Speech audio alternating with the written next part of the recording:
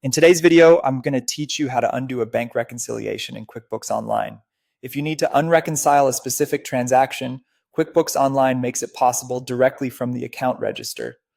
This is useful when a transaction was reconciled by mistake, or when you need to correct your records before completing a fresh reconciliation.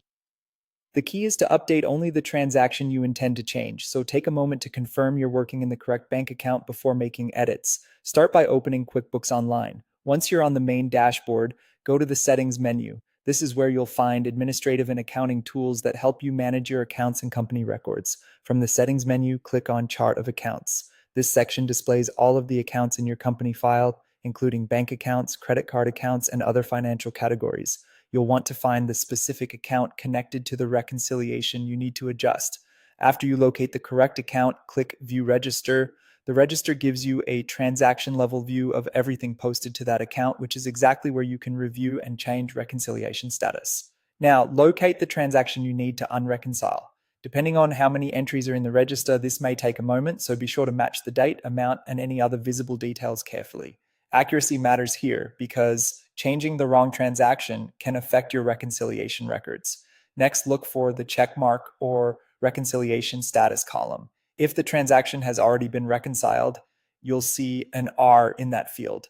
That R tells you the transaction is currently marked as reconciled in QuickBooks. To undo that reconciliation status, click the R repeatedly until the box becomes blank. QuickBooks cycles through different statuses when you click that field, so continue clicking until no letter appears at all. A blank box means the transaction is no longer reconciled. Once that change has been made, click Save. After saving, close the register. That finalizes the update and removes the transaction from reconciled status. As a quick tip, after unreconciling a transaction, it's a good idea to review your next reconciliation carefully, since this change can affect your beginning balance or create a discrepancy if it isn't accounted for.